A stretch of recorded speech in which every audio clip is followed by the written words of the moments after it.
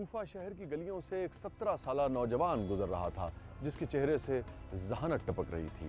ایک بہت بڑے عالم جو اس وقت کوفہ کے عالم تھے امام شیبی، ان کی نظر پڑی اس نوجوان پر تو انہوں نے اس نوجوان سے دریافت کیا کہ نوجوان تم کہاں جا رہے ہو؟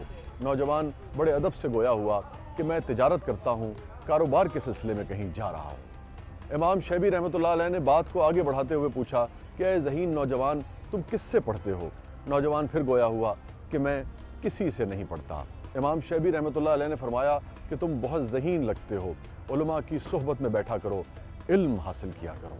ناظرین گرامی، وہ لمحہ فیضان نظر کے کرشمے کا لمحہ تھا۔ اسی لمحے اس نوجوان نے طے کیا کہ وہ اپنی تمام تر توانائی اب حصول علم کے لیے وقف کر دے گا۔ پھر اس نوجوان نے اتنا علم حاصل کیا اور ایسا علم پھیلایا کہ آج بھی کروڑہا لوگ، بلا مبالغہ کروڑہا لوگ ان کے علم سے استفادہ کرتے ہیں۔ جی ہاں، وہ تھے امام ابو حنیفہ رحمۃ اللہ علیہ، اس وقت ہم جن کے مزار کے بیرونی حصے پر موجود ہیں۔ جس جگہ بغداد میں امام ابو حنیفہ رحمۃ اللہ علیہ کا مزار واقع ہے، یہ جگہ اعظمیہ کہلاتی ہے۔ اس وقت ہم مزار کا صدر دروازہ کراس کر کے اور مسجد اور صدر دروازے کے درمیان جو ایک وسطی راہداری ہے وہاں موجود ہے۔ ہمارے کیمرے اگر آپ کو دکھا سکیں تو مسجد کے اونچے مینار اور گنبد بلا مبالغہ میلوں دور سے ان کو شناخت کر سکتے ہیں۔ مگر ناظرین گرامی، ایک حقیقت اس سے بھی بڑی ہے اور وہ یہ ہے کہ امام کے مزار سے جو علم کی روشنی پھوٹتی ہے اس کا قد امام کے مزار پر جو گنبد ہیں اور جو مینار ہے اس سے بھی کہیں بالا ہے، کیونکہ جو علم کی روشنی حضرت امام ابو حنیفہ رحمۃ اللہ علیہ کے مزار سے پھوٹتی ہے، یہاں کے میناروں سے پھوٹتی ہے، اس نے صدیوں سے عالم اسلام کو، بلکہ یہ کہیے کہ عالم کو منور کر رکھا ہے، اور صدیوں تک اس علم کی روشنی ظلمتوں سے لڑتی رہے گی، ظلمتوں کو اجالوں میں بدلتی رہے گی۔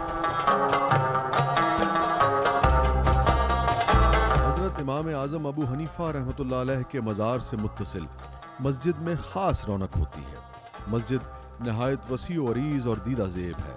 منقش در و دیواریں، خوبصورت قالین اور رنگا رنگ کمکموں سے مزین فانوس، غرض رنگ و نور کا ایک حسین منظر نگاہیں خیرہ کر دیتا ہے۔ مسجد کے کئی گوشے ہیں اور ہر گوشہ نہایت آراستہ و پیراستہ ہے۔ خصوصاً محراب و منبر تو حسن، نزاکت اور کاریگری کے شاہکار نمونے ہیں۔ مسجد مکمل طور پر ایئر کنڈیشنڈ ہے اور اس میں ہزاروں افراد بیک وقت نماز ادا کر سکتے ہیں۔ مسجد کے گوشے میں تاجدار فقہا سیدنا امام اعظم ابو حنیفہ رحمۃ اللہ علیہ کا مزار مبارک ہے۔ ایک دروازہ مسجد کی طرف سے جبکہ دوسرا پائنتی کی جانب کھلتا ہے۔ اندر بارہ-دری ہے جسے مسجد ہی کی طرح قالینوں سے آراستہ کیا گیا ہے۔ اسی چار دیواری کے درمیان مزار پرانوار کی جالیاں فردوس نگاہ ہوتی ہیں۔ مزار شریف کے اوپر خوبصورت منقش گنبد ہے۔ اندرونی حصے اور دیواروں پر انتہائی قرینے سے آئینہ بندی کی گئی ہے جن پر فانوس لٹک رہے ہیں۔ سیدنا غوث اعظم رحمۃ اللہ علیہ کے مزار کی طرح آپ کے مزار کی جالی مبارک بھی خالص چاندی سے بنی ہوئی ہے جو نہایت منقش اور دیدہ زیب ہے اور 11 فٹ بلند ہے۔ جالی کے اندر شیشے کی ایک دیوار ہے جس سے قبر مبارک کا بلند و بالا تعویذ صاف دکھائی دیتا ہے اور اس پر مختلف چادریں چڑھی ہوئی ہیں۔ آپ کا نام نعمان ابن ثابت، کنیت ابو حنیفہ اور لقب امام اعظم ہے۔ حضرت امام ابو حنیفہ رحمۃ اللہ علیہ 80 ہجری کو کوفہ میں پیدا ہوئے۔ یہ زمانہ قرون اولیٰ یعنی ابتدائی زمانہ کہلاتا ہے۔ قرون اولیٰ حضرت سرکار دو عالم صلی اللہ علیہ وآلہ وسلم اور صحابہ کا زمانہ تھا۔ آپ خیر التابعین میں سے تھے، 4 ائمہ دین میں سے پہلے امام اور حضرت امام جعفر کے شاگرد خاص تھے۔ وأبو حنيفة النعمان قد صاحب من الصحابة من كان في عمرهم صغار كأنس بن مالك، وصاحب آل بيت النبي عليه الصلاة والسلام، فهو يقول ببركة الإمامين محمد الباقر وموسى الكاظم نلت العلم بهذه الدرجة. آپ نے حضرت امام جعفر سے بڑا استفادہ کیا اور حضور صلی اللہ علیہ وآلہ وسلم کے 7 صحابہ کی زیارت کی. ان صحابہ کے اسماء گرامی یہ ہیں: انس بن مالک، جابر بن عبداللہ، عبداللہ بن انس، عبداللہ بن ابی، عبداللہ بن حرس، معقل بن یسار، وائلہ بن اسقا رضی اللہ تعالی عنہ.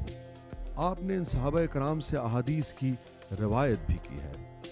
آپ کا شجرہ پرانی کتابوں میں یوں درج ہے: امام ابو حنیفہ نعمان بن ثابت بن قیس بن یزوجر بن شہریار بن پرویز بن نوشیروان عادل. حضرت داتا علی حجویری رحمۃ اللہ علیہ نے اپنی کتاب کشف المحجوب میں حضرت امام اعظم کو ہدیہ تحسین پیش کیا ہے اور آپ کو امام امامہ، مقتدائے سنیہ، شرف فقہاء و علماء لکھا ہے. الإمام الأعظم سمي بالإمام الأعظم لأنه قد أخذ العلم من حماد، ولهذا أطلق عليه الإمام الأعظم لأنه جمع العلوم وأخذ العلم. ويقول إذا صح الحديث فهو مذهبي. إذا صح الحديث عن النبي عليه الصلاة والسلام يقول فأضرب كلامي بعرض الحائط، بل نأخذ من حديث النبي عليه الصلاة والسلام.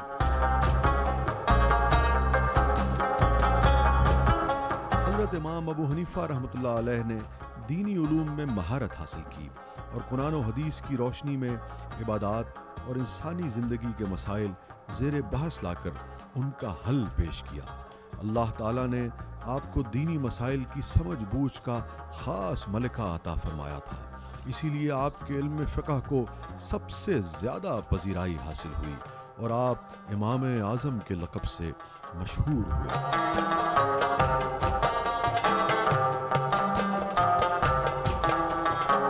حضرت امام ابو حنیفہ رحمۃ اللہ علیہ کے اجداد کا تعلق ایران سے تھا. جب اسلام کی روشنی عالم عرب سے نکل کر فارس، ایران اور دیگر علاقوں تک پھیلنا شروع ہوئی تو حضرت امام ابو حنیفہ رحمۃ اللہ علیہ کے دادا زوتی وہ بھی اس روشنی سے متاثر ہوئے بغیر نہ رہ سکے، مگر ان کے اہل خانہ، ان کا خاندان آپ کے اسلام قبول کرنے پر آپ سے ناراض ہو گیا، جس پر حضرت امام ابو حنیفہ رحمۃ اللہ علیہ کے دادا زوتی کوفہ تشریف لے گئے. کوفہ میں ہی حضرت امام ابو حنیفہ رحمۃ اللہ علیہ کے والد کی پیدائش ہوئی، جن کا نام ان کے والد زوتی یعنی کہ حضرت امام ابو حنیفہ رحمۃ اللہ علیہ کے دادا نے ثابت رکھا. اور حضرت امام ابو حنیفہ رحمۃ اللہ علیہ کے دادا زوتی ان کے والد ثابت کو حضرت علی کرم اللہ وجہ کے پاس لے جایا کرتے تھے. حضرت علی کرم اللہ وجہ آپ کے والد سے یعنی کہ حضرت امام ابو حنیفہ رحمۃ اللہ علیہ کے والد جن کا نام ثابت تھا، ان سے بہت شفقت فرماتے تھے اور انہیں بہت پیار کیا کرتے تھے. میں کبھی کبھی سوچتا ہوں کہ کیسے علم کی روشنی حضرت علی کرم اللہ وجہ سے ہوتی ہوئی اور پھر امام ابو حنیفہ رحمۃ اللہ علیہ تک آئی ہے اور پھر وہاں سے سارے عالم اسلام کو منور کر گئی.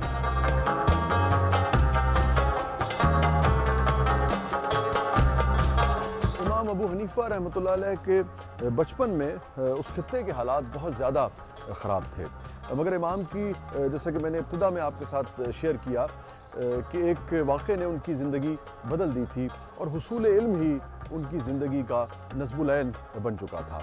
قرآن کریم حفظ کرنے کے بعد آپ خاص طور پہ جو علمی مسائل ہوا کرتے تھے اس کو بہت زیادہ سمجھنے کی کوشش کرتے تھے اور علمی مباحث میں بہت بڑھ چڑھ کر حصہ لیا کرتے تھے. علمی بحثیں بہت کیا کرتے تھے مگر علمی بحثیں کیا کرتے تھے. ایسے میں کسی شخص نے ایک مرتبہ خاص دینی حوالے سے، دینی نقطۂ نظر سے کوئی سوال امام ابو حنیفہ رحمۃ اللہ علیہ سے پوچھا، جس کا اس وقت چونکہ دینی علوم میں آپ اس وقت کامل نہیں ہوئے تھے، اس وقت کوئی تسلی بخش جواب آپ نہیں دے پائے، مگر اسی وقت امام ابو حنیفہ رحمۃ اللہ علیہ نے یہ فیصلہ کیا، یہ ارادہ کیا کہ وہ دینی علوم میں بھی کمال حاصل کریں گے اور پھر ایسا علم حاصل کیا کہ آپ امام اعظم کہلائے.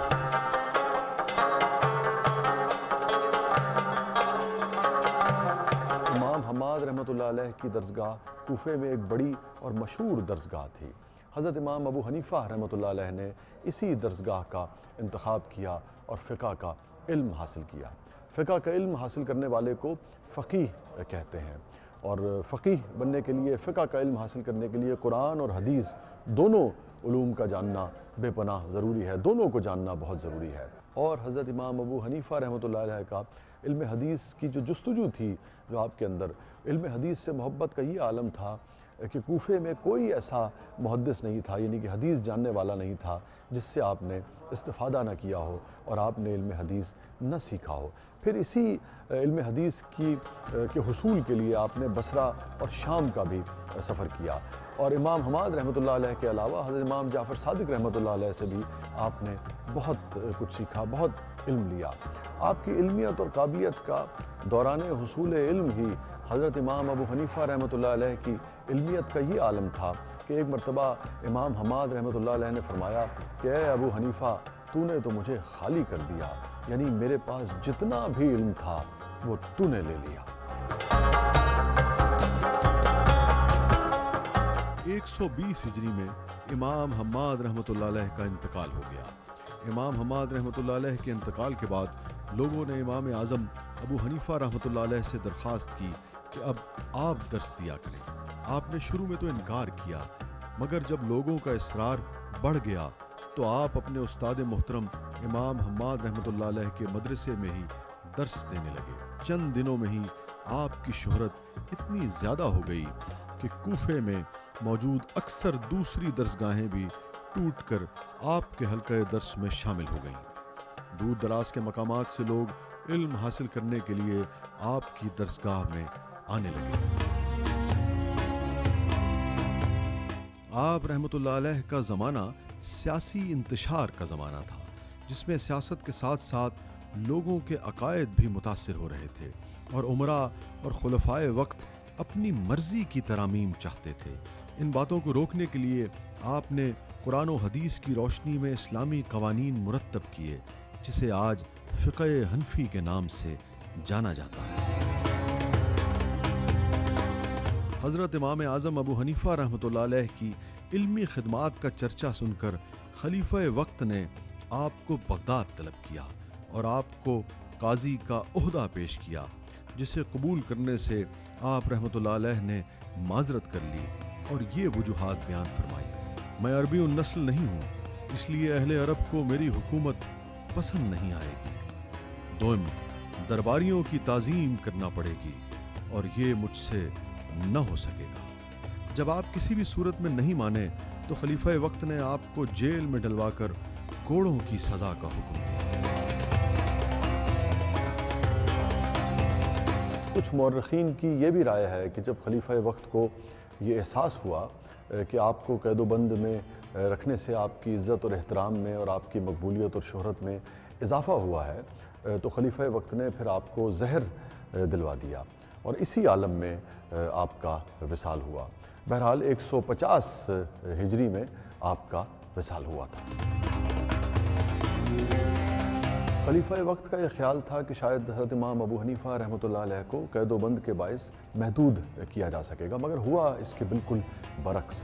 اس میں کوئی شک نہیں کہ حضرت امام ابو حنیفہ رحمۃ اللہ علیہ کا وصال قید و بند کی صعوبتوں اور اذیتوں کے باعث ہی ہوا۔ ایک بہت بڑی وجہ یہی تھی، مگر آپ کو محدود نہیں کیا جا سکا، اور محدود اس لیے نہیں کیا جا سکا کہ آپ کی جو علم سے محبت تھی، آپ کی جو دین حق سے محبت تھی، جو آپ کا کردار تھا، جو مثالی کردار تھا، اس کی وجہ سے آج صدیاں گزرنے کے باوجود بھی لوگ حضرت امام ابو حنیفہ رحمۃ اللہ علیہ کا بے پناہ احترام کرتے ہیں اور دل سے احترام کرتے ہیں۔